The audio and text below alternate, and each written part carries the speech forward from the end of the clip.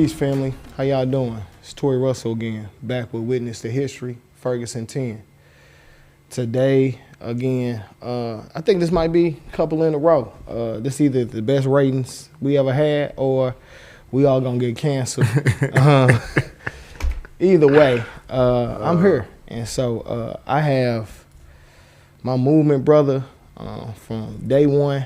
We're gonna talk about what day one mean, actually August 9th. Somebody I started an organization, Hands Up United with. We did so much for the people, and the people did so much for us. So it was just a reciprocal relationship. I'm with rapper, thought leader, organizer, Teff Poe. What's up, bro? Man, what's up, dog? Yeah, Happy to be here, man. First time appearing on the Tory and Russell show, man. I think it's a big deal, man. Okay, I appreciate that, man. Yeah. I always wanted a podcast. I just wanted to make sure I could do it right. So I knew I couldn't really get it off without having you on there. Yeah, man. Yeah, so that's love, baby. That's love. Let's go back to Ferguson. Let's go back 10 years. 10 years ago, when you first got to Ferguson, how did you hear about the news and what was your response? Wow. You just asked me a question that just rocked my mind. Nobody really asked me that before. 10 years ago, I was just at home. Okay. And you know the story, you know what I'm saying? Yeah. And I was kind of just floating around my living room. It's one of those days I wasn't really tripping off nothing. I was on tour doing this like Vaterot tour, college tour, where we used to come home on the weekends. And then we would re-strategize and then leave back out. So I was on my phone just kind of looking at stuff and maybe posting some on Instagram to promote a party that we was supposed to be hosting. And then I started seeing things about what happened in Ferguson to Mike Brown Jr. And that's just the start of it, you know. I kind of didn't apply a lot of thought to it at the time because I got little cousins and stuff that had been shot by the police in similar incidents. Yeah, I mean, it's St. Louis. And everybody do, right? Yeah. And so I thought, okay, this is something, but people ain't gonna really, you know, a few people outside. Yeah, but we'll see what happens. Yeah, right? yeah. About 2 hours later, 3 hours later, it was going crazy on the internet about it. And that's when I knew, like, okay, something might be going on out there, but I really didn't know until my little brother called me, my little brother Maurice. You know, if you from St. Louis, you know my brother Maurice, you know what I'm saying, to some capacity. You know what I'm saying? Right. But he called me and said, man, the police shot this dude. He out there. And I guess he of the age where they kind of knew him. And what was in his voice was something that told me that, people outside. So did you when you pulled up on August 9th, did you was you on the West Florissant side or at the PD? August 9th, I was on the West Florissant side. Okay. Yeah. I was on the PD side. Wow. I see, I know I figured that you was on the PD side because I think you was of them Negroes at the time that was just trying to go in the police station. Yeah. And we went in. We got in there on me, Brother Ali, Al Sharif, the mama of the dude that got shot at the Jack in the Box. See, yeah, it was in one of them retrospect, I wish I was with y'all because that's my type of activity, right? Like while we here, if I didn't know no guys was thinking, let's go to the PD. Yeah, right? That mama said she wanted some answers. So, I know the chief had some. Yeah, August 9th, I'm on West Florissant. Okay. But as I go into the situation, I'm on the city side of West Florissant entering the county. I see a pylon police car next to like a St. Louis, like a Delwood car. Something. It was just a car that they had no business being next to. They don't even touch. They don't even police these areas. Right, together. And I said, right. Wow. This is crazy. It was like, you know, on Die Hard when they say calling all cars. Call 3000, I think it was. Yeah. So it was one of them where it was like, okay, this ain't normal. You know what I'm saying? And I was walking down the street, saw the people out. But the thing is, they got a lot of people who recount what happened and this and that. And man, the truth about it is I was there. You know what I'm saying? And what I saw was people were stunned. Yeah, it was There a was haymaker. no immediate like, hey, let's burn everything down. People were stunned because there's a dead body in the middle of the street for 4 hours. Yeah, that's Like, a long time. Nobody really connects that part to it. Like, this is a whole community of people. Like, I still live out there. So I see it differently now than I probably would have saw it when I was living in the city, because I'm coming into the county from the city versus I'm there a lot now, and I go through Canfield a lot now, and I see different things, and I'm like, damn, I never tripped off of that back then. You know what I'm saying? But now I'm able to contextualize the moment a little different, where it's like, these people just living here, going to the store, walking back and forth. They're not tripping off of much. They have an everyday life. And then, boom, this thing happens. It's flooded with police. And as regular everyday people, they're supposed to know how to respond. So what you think made the transition from grieving? I ain't gonna lie to you. I put up on West Florissant. It was sad. I was like, yeah, I gotta go. Body laying there, blood soaked white sheet. It was just bad. Brother Shaheed, mama, daddy crying. See my babies, little 4, 3-year-olds walking around with Pampers. They seeing the dead body. Went to the PD, went in. They finessed me. The chief talking about you gonna come out. The pastor said they finessed, and then we went out the next day. It wasn't until the 10th that night. The 10th. What do you think happened over those next 36 hours? Because I was out there at night on the 9th. Yeah. I can tell you what happened. Okay. I was there. I wasn't on that side. So tell the two Fergusons. Come on. So we down in Canfield about 8:30, 9 o'clock. And I guess the police wanted everybody to go back in the house or something. Yeah. I don't know what the tactic was for, but they flooded that whole little area with law enforcement. Okay. There was so many cops that came through there. The sirens changed the color of the sky momentarily. What? Yeah, they came down there hardcore. And they thought that the imaging of all these cops coming, they came from one side of Florissant and they came from the other side of Florissant. They thought we was going. And they met and they came, they blocked off perimeter and all that, right?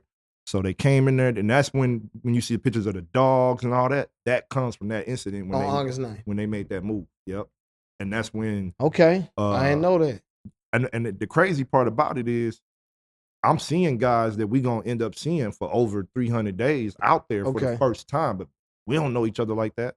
So it's a group of people on this side of the street and a group of people on this side of the street, police in the middle. They hop out, crazy dogs. I'm talking about German Shepherds, like we straight in 1965.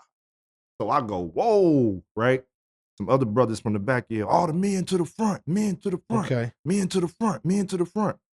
I remember this visual of, he probably gonna be mad that I say this, but I ain't got no smoke with him. I'm cool with him. I'm for real. I ain't got no smoke with him. Antonio Fritch. Okay. I see him across the street. In my mind, to this day, I believe that man was wearing a trench coat. In August. I might be tripping, but in my mind, mentally, I see him wearing a trench coat and moving like, you know what I'm saying? So, yeah, but I do vividly remember seeing French across the other street. We can debate what he was wearing. But, yeah, they got out. I remember French being out there early. Yeah, he was out there. Yeah. He was out there before me. Oh, God. He beat all of us out there. He was out there before me. Truth be told. By the time I went out there, French was looking at me like, you ain't gonna go. Where you been? Come on, man. You know what I'm saying? Yeah. So I seen him at the PD. When I pulled up to the PD, he was pulling off to go to West Florissant. Yeah, he was already out there. Yeah. He was out there for a minute. So he was my alderman at the time. Yeah. You lived right around the corner from me at the time. But we didn't, we didn't know each other. That. But that's why we can say all this, because we didn't know this. Yeah. Yeah, we started the organization, we did all that, but some of these stories, we didn't know each other. Yeah, facts.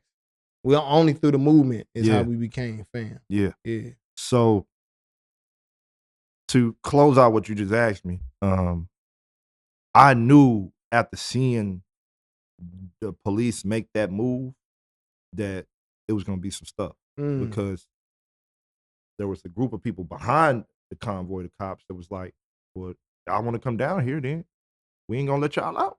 How about that?" Right? And they look like, "Oh, y'all not gonna respond to the violence?" So they had to figure out how to get up out of there, and they just jumped in their cars and skirted off. And it looked like the people had defeated the police that time. Okay. That's on the 9th. Yes. So memo on the 10th when we had the visual, right? We was out there because the next day they played the protest on the radio. The churches came out around 2. They played the protest on the radio? They told people that that we was coming to the protest on the radio. Yep. So that night I was, me, Darren Seals, we was like, hey, y'all need to show up. It's like, cause we went in to get no answers. Like I'm telling people like, yo, we finna get in, get answers, not for they care everybody. So it was like 5 families who also been killed by Ferguson or in St. Louis County. Right? One of the mamas went us, the dude got killed when the officer jumped on top of the car, the Jack in the Box. I remember that. On Dunn and 270. Yeah. His mama was there. Or his family. They shot that car up. They shot that car up. It was like a Tanisha Anderson in St. Louis, like if you know anything about Cleveland. That the next, so we did our protest in the morning. Brother Shaheed, the curator of Hands Up, Don't Shoot. If you do this, that's because this black man on north side of St. Louis. Yeah, Brother Shaheed. Brother Shaheed created that from a police killing that happened in the 90s. It just got remixed with another soundtrack. Then the church people came. I felt like that was sustaining. We did the morning shift. Shaheed breaks up the press conference on national TV. Then the church come in, they doing that. We telling them come back to the visual tonight. We go get the grandmama. We raise about 10 bands. We give her that. And the police come down. And once they come down being all rah-rah, the kids start going. So what area is this in? This on West Florissant. So this in Canfield. So they come down the curve and they block us in. Well, they wasn't going. I had no clue that the day before we wasn't going. So they ran the wrong play twice. Oh, so I get what you're saying. And they ran them out, which some of the kids followed them all the way to West Florissant to the Quick Trip lot. And the police used to sit on the Quick Trip lot. Then they went into the Quick Trip. So and that's how the Quick Trip kicked off. Sort of what happened on the 9th. Except it was older people. They pushed them up out of there. Yeah. And then you could tell when me and my boy Jay Stretch, we was out there. And Stretch said, yeah, man, this ain't normal. They coming back, bro. But we got up out of there because we really thought the police was coming back then to do what they did the next day. So they came that next day. The young people ran up in the Quick Trip. The managers start talking crazy. And I'm like, bro, you can't count. You can't count. And the employees start running in the back. Because, one of them got to saying something. Then now it's all up. And it was a Quick Trip. Police left a lot, too. They left them. Followed them there. They saw that they brought them there. And then they left. Didn't protect the Quick Trip. Then they went to the Malleys. Then they went to the Ferguson Market. Man, it was, by the next day, man, it was rims everywhere. And I feel like sometimes they talk about looting and rioting. I remember, because like you, I left. I was like, man, this is getting crazy. I'm watching the news. It was a brother. I'll never forget, it was like Channel 2, Fox. They were saying like, look at this man looting. Yeah, I remember that. In the Family Dollar. This man, he was getting school supplies, though. I was like, that ain't looting. I remember that. He's surviving. I remember that. But I feel like that's the class analysis that in the movement, unless you was there really in the trenches, probably in the first couple days, maybe the first couple weeks. Honestly, man, them first couple days, man, because to me, 10 years later, I will say this on record, like, the first couple days was what it was. Yeah, it was. Like, after that, we was out there with people who saw initially what happened and responded to what happened. But we talking about the genuine first responders, like people that I know for a fact I saw out there. I saw Darren Seals out there in Canfield that night when they came down there, August 9th. We didn't know each other, right? But he was out there. The next day, I see him at the police station with you, right? That's when the lady came out. I think you said, and I be using this, I know you never heard, probably read me use like this man using my stuff, but they say the rule is, and I learned this from Tamika Mallory. The rule is when you hear it and it hit, you gotta let them know it hit. Then you say, look, next time I'm gonna use that. So you use it, you quote them, and then you remember the place. Well, I'll give you credit, but I got you. You said you want me to change 100 years in 100 days. That ain't happening. The lady was like, "You got some answers?" He said, "Oh yeah, that was coming."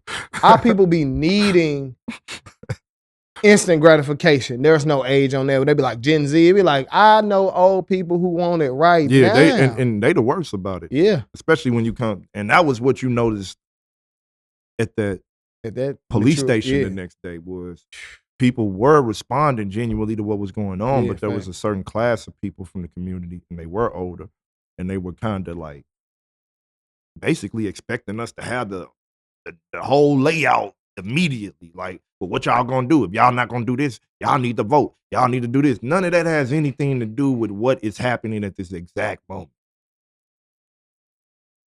And I think looking back now, like we heard that from local pastors, clergy, organizations.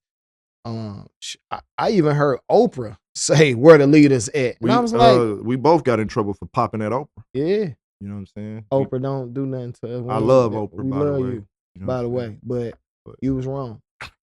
I ain't gonna hold you. She said where the leaders at. Where the leaders at? That was crazy to me. And I'm like, well, one, you got enough resources to pull up and find him. Where the leaders at? But they ain't gonna come outside. It's that I would, if I'm a billionaire, if I'm a black billionaire. To me, you can't be a capitalist and ask where the leaders at. Did you employ the leader? You're a capitalist.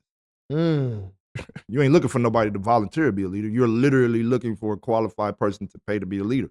So did you employ any leaders? Yeah, fact. That would be good, yeah. You should have been a nonprofit coming. It should have been a trust fund, a foundation coming. It should have been a Ferguson Foundation. All that should have been up. Because a socialist asking where the leaders at, that makes sense. Yeah. Because you genuinely are searching for the leaders. Out of the masses. Capitalist, you ain't searching for no leader, bro. We can buy that. You know what I'm saying? This is I think these are conversations that a lot of activists don't have over time. Like, I feel like it's always good to like go back and really think about that and have that dialogue. Cause like we said, I forgot that all the colleges think this is Duke. I know Howard walked out with their hands up. I forgot how many cheerleaders got expelled and football players. I know one of the kids from the crib, he scored a touchdown, put his hands up.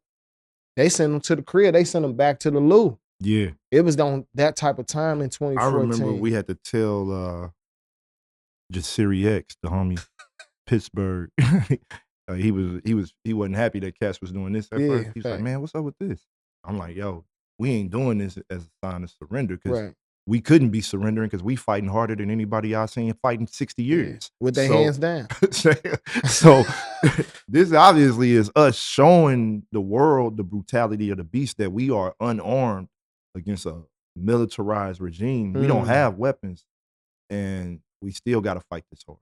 And I feel like, man, if we would have had a concentrated George Floyd, Breonna Taylor 2020 effort right coming after Ferguson, if that would have been Ferguson, if the rest of 2014 would have looked like that, it would have been a wrap. Yeah. It would have been real ugly. Coming out of here, coming out of St. Louis, what people coming into the city didn't understand and still don't understand is that the politics, like you said before you went on camera, it's like a mini LA in a sense in terms of how our politics function. We don't got the resources and the infrastructure of LA, but I'm talking about the street politics. Yeah. I ain't talking about the Charles Jones and Kim Gardner and all them. I'm talking about Tukey and real top deal politics. Can I go over here and talk to this man? Can he come over and talk to me? Is his kids good in this daycare at this part of town? You know what I'm saying? Like, because he got to go in there and pick them up. So no, they not tripping off his kids. They know he might be coming through here, right? So people don't think about that. That's what we got to deal with as black men. You know what I'm saying? And I think now, at least in St. Louis, there's some notion that we kind of, those of us that are smart and we know how it's going, we're getting tired of drinking the Kool-Aid of saying, hey, black men got to be the first ones to die. A percentage of us is just written off every year for the murder rate. We know XX amount of these guys is gonna die, and ain't nothing nobody can and do nobody about cares. There's nobody addressing it. It's the craziest genocide in the history of the world. And when you live in a city like St. Louis, man, you on the front lines of that. Just being a working class dude, going outside, doing what you got to do, having friends, navigating stuff. Your cousin might get into something with this dude. This guy might have a opposition with this guy's baby mama. There's just so many different things that overstep different boundaries that before we can even get to the real politics, you got to navigate all the way up through that stuff like you Malcolm Little or somebody. You know what I'm saying? And like you got to still operate like you Malcolm X. Come on, man. And so that's why I hate seeing St. Louis guys riff, because it's like two warlords. It's people I know for a fact know how to move in a time of war, going to war. You hate to see that. You know what I'm saying? Coming to you. You like, damn, bro, come on. Now leave that for them over there. And it be over petty stuff too. It be over next to nothing, man. But again, when you look at the data, even after Ferguson, people wasn't killing each other here. That kind of died down. I know it did. Like people was just like, yo. We had some real beefs squash, man. Yeah, rest in peace to Hood Rich. I know a lot of guys out there probably wouldn't even think they ever hear me say rest in peace to Hood Rich. You know what I'm saying? Me and him had some issues at a certain point. Ferguson, people don't even know this story. I'm coming out of what used to be St. Sebastian Church, St. Mark's. I ain't even tripping. I'm coming out the side of the door. It's like a truck parked on the side, window rolled down. It's Hood Rich, right? We don't mix. You know what I'm saying? We don't go to the same places. We don't do the same things. He rolled the window down and said, hey man, that's dead, bro. You know what I'm saying? It's us against them. You know what I'm saying? This ain't some guy aspiring to be Mega Evers. You know what I'm saying? He said that's dead. So Ferguson killed my issue with Hood Rich. People don't even know that. True story. Do you think that Ferguson is different because you said he not, you saying Hood Rich or Rich. I know him. Yeah, I know you know him too. Good dude. Good dude. Argue every time. Good dude. Get together. It ain't gonna be too provocative guy. He the ultimate contrary. Yeah, he perfected that at an early age.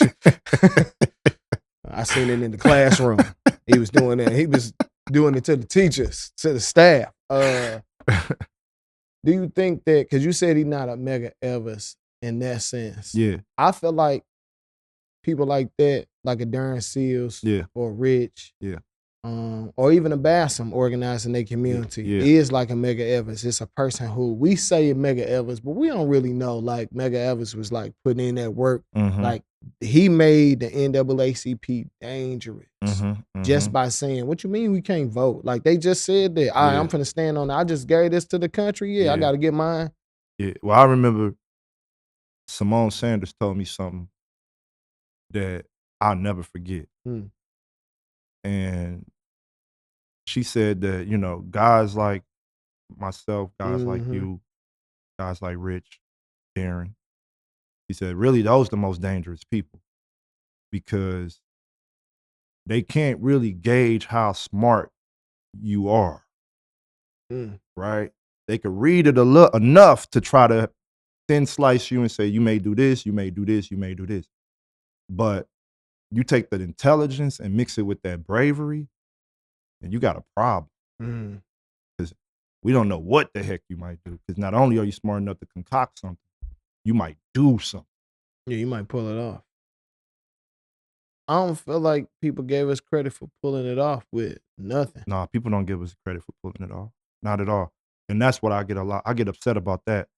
I just did a 10-year interview with something from Harvard. I don't even be taking them interviews serious. You know what I'm saying? I just don't care.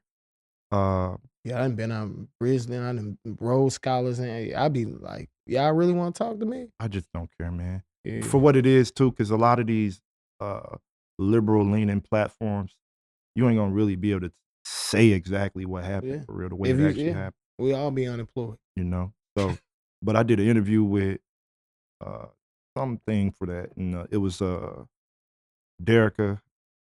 She was on the interview, the homie from the crib. Yeah. Blake, he was on there, right? And we all gonna have 3 vastly different perspectives. Yeah, coming from 3 vastly different worlds in the same city. Come on. So one thing that I felt was getting lost in what I was presenting in that conversation was the fact that the version of St. Louis that I now live in is one where the streets saw what happened when people said, yo, ain't no more rules. Us against the police. If you don't know those stories, you would think that there's no organization to regular everyday people's resistance.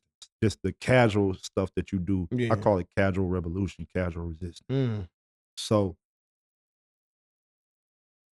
Ferguson basically kind of invented that, in my opinion. So and normalized it. Where I'm going outside, but the second I step outside, I might be going to like you said earlier, going to Ferguson Market just to go there to get some chips or something, right? But just because they looting don't mean that the store closed. I'm going to the store. Your body politic ain't got nothing to do with mine. So I got to go do what I got to do. Yeah. Now, when I get to the store, who knows what I might do? I might steal them chips. I might join in with the protest. I don't know. I don't know how this gonna go once I walk out my house. Or I might just get them Newports and go home. Facts. And we didn't see all that. And I'd be like, you finna shop with them? She like, you got something better? I'm like, yeah. She like, I ain't got no car. And I feel like sometimes it gets to them small pieces of organizing work that as I look back 10 years, I'm like, man, resources was not there. The strategy around people who was in the room with the resources. I told this story with Ashley, just remembering that the day we looked around in the Don't Shoot Coalition, we was the only one there for free. It was a nonprofit industrial complex on that's the day we Hands Up United. It was up. I was like, yeah, we are organizing because they running up a ticket. Bruh, I'm going to keep it 100. It was days, and I know you know, because it was days, and this what pissed me completely off. Sorry if I can't say pissed. I'm sitting on the porch on Athlon, on the Bud. 4-4 Bud. Stay right there. Come on, man. We in the midst of the real murder mob. Facts. We live amongst the murder mob. You feel me? These is my neighbors. Now, I'm reading news stories claiming this, claiming that. And I said, oh, we at that part of the game now where it's us against not only the police and certain intangibles in the streets. Now we up against y'all. The other side, the leftists that kind of want us out the way. Oh my God. You know what I'm saying? We ain't saying it right. We ain't looking right. We ain't walking right. We ain't talking right. So now we gotta, we were dissenters from the whole thing. That's what made Ferguson different. Yeah. It wasn't I'm rebelling against this part, but not that part, but not that part. No, it's up for the whole thing. So y'all gotta come get me through every form of opposition. You got to send Pookie in them. You got to send blah, blah, blah. You got to send. So I have no context for this at this point in my life, though. So I don't even know what's happening. But the process has started. We finna see if we can get you up out of here, Lil Dirty. You're doing too much. You're doing too much. You got too much motion. And even if you ain't doing too much, you might not have done, you might be gearing up to do what we don't want you to do. And what you're fully capable of.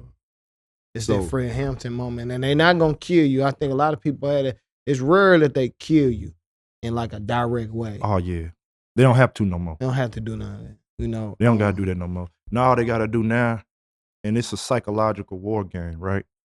Because even I see it all the time, even especially like with situations like LA, Chicago, in St. Louis, we just getting to the point where we trying to mobilize around some of the past tensions, but they'll know that, right? Off the jump. They'll know that. We leave here. We just did this interview. Information get to you. You're like, man, Dad, Teff said, woo, woo, woo, woo, woo, how you did the interview? Dad, I just saw dude. We was in the room together for 2 hours. Yeah, fact. He ain't even bring that one to me. I mean, but now it's in your mind, right? Now it's in my mind. Now it's in, right? That creep. The seed starts to get watered, starts to grow. You know what I'm saying? And at that point, if you ain't got control of yourself, control of the narrative, control of your image, if you ain't tapped in a certain way, you ain't gonna beat that. Do you think there was a lot of the confusion back in the day, back in 2014, 15, 16? I think they wanted poor working class Negroes out the way. I think they didn't want individuals like you, individuals like myself, individuals like a T-Dub, individuals like a Terra, individuals like, hey, I don't even got to name people you may know, individuals like these people living in these houses. Yeah, that stood up too. That stood on. That the cats I still see working regular jobs around here that was outside every day.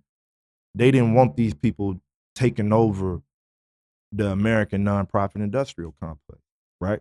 That we now become a problem for that mechanism of the system as well. Exactly. The thing that's supposed to be helping the usually when this happens, we can touch down and give it to these folks, these folks, these folks, these folks, and they can control you Negroes. They can put you out there canvassing for $15 an hour. They can have you knocking doors and woo, woo, woo, woo. But at the end of this cycle, you go back to doing what you were doing. You're not a part of the party like that. We needed you. We call it a party, right? Well, every party got a start and an end. It's got an opening and a close. and usually it's time for you Negroes to go after we got what we need about you. And you lucky if they put you on the flyer. Man, I be looking back on this really like, man, what happened? But you said something I want to touch on real quick. And I know you feel me on this because I've been waiting to talk to you about this for years, actually. The narrative that we lost this thing. Ferguson wasn't what a lot of people tried to make it out to be. It wasn't a protest movement. The protesting came, sure. Yeah. But I didn't leave my house to protest. You feel me? I left my house to get it in. I wasn't gonna be one of the people maybe doing certain things that you see other individuals doing. Yeah. But I'm locking arms with those individuals. I'm out here to be with those individuals that are doing it. Intentional. I know what I'm doing. I know what I'm signing up for. We signing up for something totally different than what the backup forces even came in backing us up. They weren't even on what we was on originally because we was out there. Cats was crashing. I remember a few times people would, and I looked at them like they was goofy. So we could say this now in retrospect because we could say it. You know, people would be talking about certain individuals not going to jail, right? And they'd be like, man, it's been 21 days and dude ain't even got locked up. That's because he out here with a strap every time he come outside. You know what I'm saying? I protest different. He can't get locked up. Yeah, because y'all ain't gonna see me no more. Y'all ain't gonna see me no more. It'd be different. Like we was having that conversation. He was like, well, you know, it's different laws now with guns and this at the protest. And I was like, but yeah. It probably took 2-3 days for me to, hey, cuz, come on with me, dog. Yep. Make sure you right here every time because when you out there, after a while, you don't know when and where it's coming. Nah, you don't, bro. They talking about, oh, shooting at the protest. I'm like, that's where the man who owned the pizza shop stay. He just drove by and said he was gonna shoot. You don't know when and where it's coming. Yeah. And for us to be who we were in it, you don't know when the other part coming. You know what I'm saying? What's the other part? We got actual dead homies behind this. We got actual dead mutual friends, actual people who could almost be mutual relatives. You know what I'm saying? We are watching, and I have watched, and you have watched, a lot of people that you really know touched the grave behind it. Like, gone. People you know. These ain't cats that you just followed on Twitter. Nah, I knew Bassam, lived with him. Yeah. Me and Seals used to chop it up all the time. Right. Come on, man. It hit different when the person that go up and if it trend already done or the picture they might put up means something. When that person was when you was sleeping on their couch or they was sleeping on yours, when you shared a little sandwich and little fries with them. You done got locked up with them. Yeah, facts. You didn't help pay the bill on the phone and they didn't pay like all that. They needed a ride. You done seen them. Hey, like that's a different level of pain for some people. And I can't move in the ways that I want to. Like Darren Seals told people to tear the city up if they kill him. They killed him and his closest friends wasn't trying to throw a pebble. Yeah. They wasn't trying to do nothing. They wasn't trying to shut the city down. They wasn't trying to mess with the economics. They we wasn't all trying to do nothing. That was the mandate we all had. Hey, bro, if I go, rock this mug. You know what I'm saying? Whoever, if I league, send it up. And I believed at that time it was going to get sent up behind all of us if something happened. You know what I'm saying? I did believe that. Yeah, I did. You know, but here we are. So we talked a lot about the past. What do you think the future looks like from the movement out of Ferguson? Now we 10 years back now. Man, what does it look it's like all 10 connected, years in the future? bro. It's all connected because we got to have honest conversations now. You know, I didn't go to the 10-year in Canfield because I literally live around the corner from Canfield. So I'm in Canfield a lot. You know what I'm saying? Just even in just moving. You know what I'm saying? Just sometimes I go over there just to look. Nobody even know I'm over there. Same. So what I feel like it's all connected. There's a symmetry between a city that fought the police, like really went into combat mode against the police and the citizens for basically 2 cycles of different political unrest, from Mike Brown to what they don't talk about a lot, the Stockley verdict. That was lit. Which turned the police back into, okay, we at war with them. Yeah. Right? Because we was Steph. We at war with them. And every real faction of cats was involved in Stock. From it's stuff we don't even gotta talk about. You know what I'm saying? Where if you know, you know. If you tapped in, you tapped in. You know who was doing what and where it was happening. And now we live in a city where that faction of people feel like they don't have representatives. They don't have governance that they have to kind of fall under.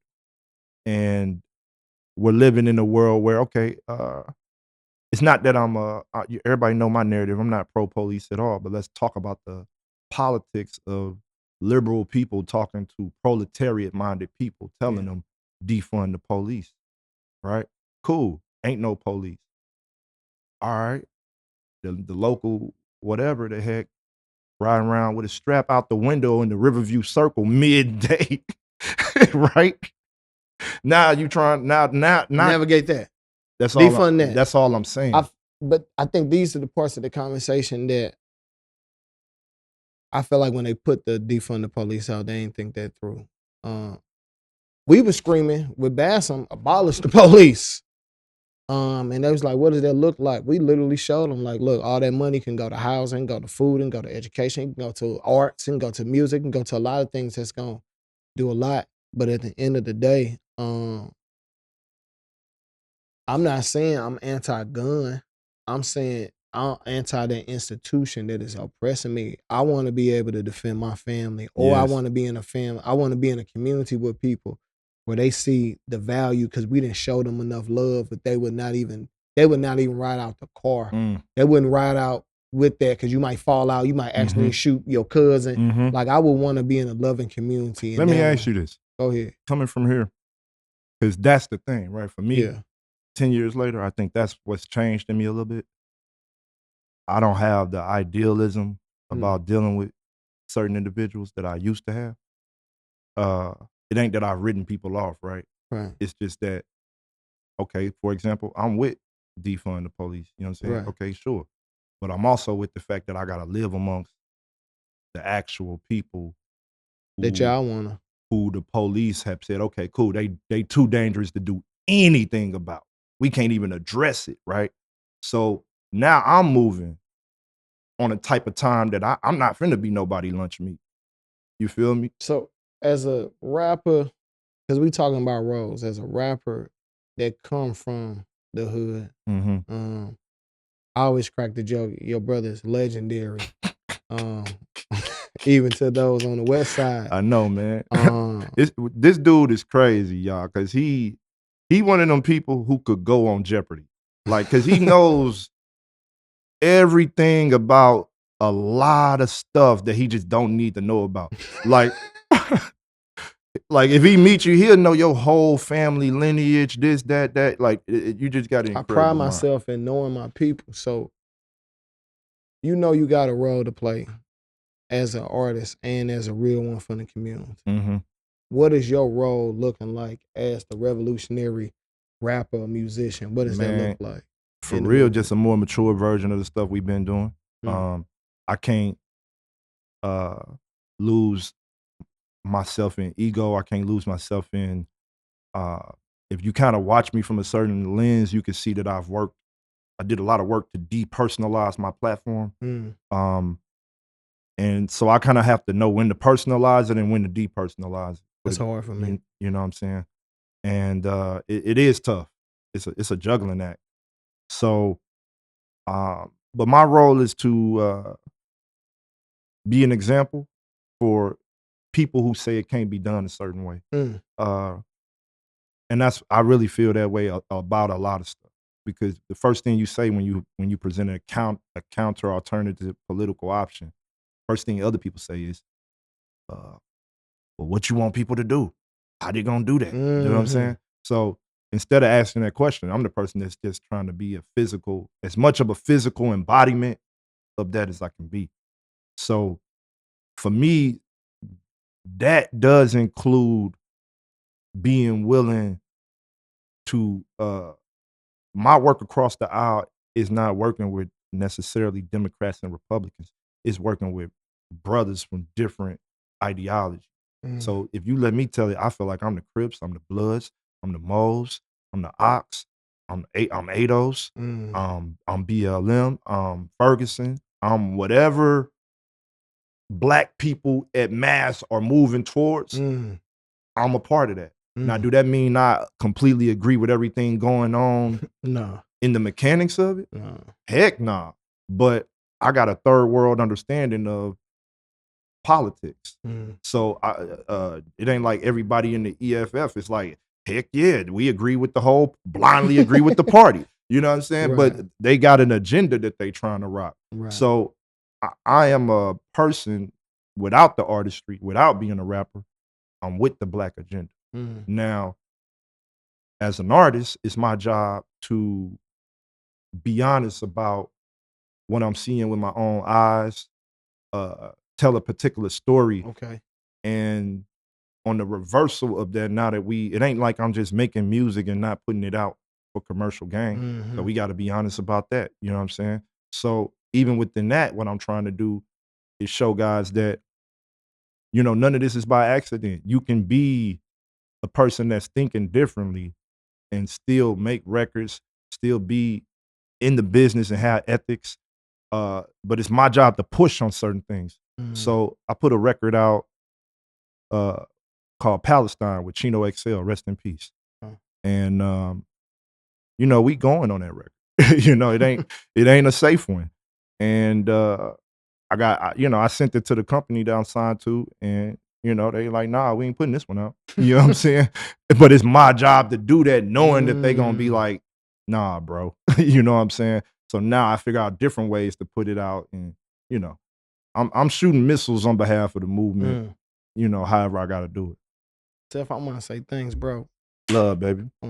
Thanks for coming on the platform. Yeah, man. Honestly, thanks for having me, dog. You know what I'm saying? This is big in so many ways because honestly, right now where we at in St. Louis is so provocative to me. it's been more provocative than it's ever been. Mm. The fact that stuff like this is happening, Mm. right? You got your own situation, putting out content. You always been on what you've been on. I always been on what I've been on, right? Now we entering the scary hours, right? People want to say, what's changed 10 years later? Woo, woo, woo, woo, woo. Same cats that's that front line did this front line and now, but they got a little bit more common sense. They got a little bit more equity. One thing I always said about you, I said, man, I hate being at odds with this dude, dog, because I know how dude think. You know what I'm saying? And My mind be going. I was like, it's like when you at it with a real revolutionary minded guy, Yeah. it's just different, man. It's a level of chess that it's a beautiful level of chess that cause you to have respect for your opponent on a whole nother level. You know what I'm saying? And I don't really got that intellectual respect for other people like that, you know? So I think that's what's came out of this, is that now some real crazy stuff can actually get done with this level of connectivity, you know? I appreciate you, bro. No, I appreciate you too. Man, love, man. Love. So y'all see it. Conversation that definitely needed to happen a while ago. We here. And we ain't even get into the meat and potatoes of it all, baby. But because we ain't trying to get canceled. So I love you. I thought he was crazy even having me on this platform.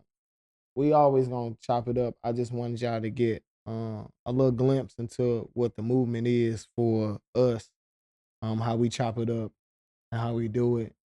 Thank you for coming out to another episode of Witness the History. Ferguson 10, revolutionary rapper, real one in the streets of Ferguson and probably in the community near you. It could be Africa, it could be Brazil, man, with London, it could be anywhere. I'm trying to move around with this boy now. We gonna move around. Mike bring the podcast to Bahia. You know, we real like that. So we love y'all for showing up, watching another episode of Witness the History.